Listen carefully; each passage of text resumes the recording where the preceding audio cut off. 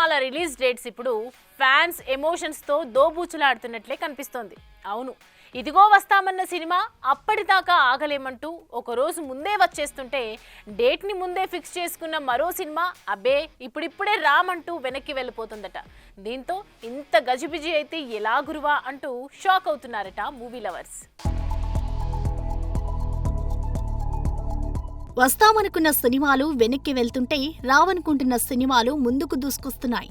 అవును, Harihara Veeramallu part 1 swat versus spirit ని 13న వదులుతామని makers మొన్నటికి మొన్న కన్ఫర్మ్ చేయగా లేదు ఒకరోజు ముందుగా అంటే జూన్ 12నే వస్తామంటూ లేటెస్ట్ గా అనౌన్స్ చేసింది. అయితే సినిమా రిలీజ్ కి నెల రోజులు కూడా లేకపోవడంతో ప్రమోషన్స్ లో పరుగులు పెట్టేందుకు ప్లాన్ చేస్తుంది చిత్ర యూనిట్.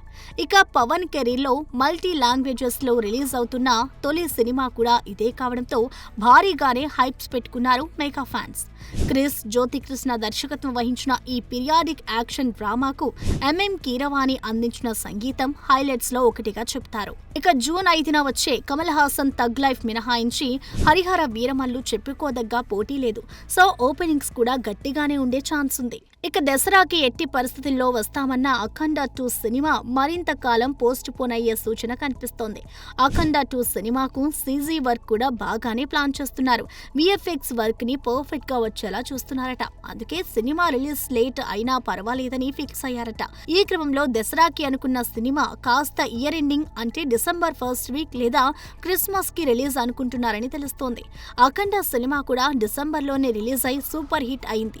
ఆ సెంటిమెంట్ ప్రకారంగా కూడా డిసెంబర్లోనే అఖండ 2 తాండవం రిలీజ్ అనుకుంటున్నారట మేకర్స్. ఏది ఏమైనా రిలీజ్ డేట్స్ ఎలా ఉన్నా సరైన కంటెంట్ డెలివరీ చేయగలిగితే ఈ సినిమాలు భారీ నెంబర్స్ ని టచ్ చేస్తాయన్నది అందరికీ తెలిసిందే.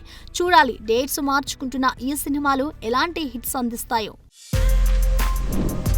For more videos like this, subscribe Big TV channel.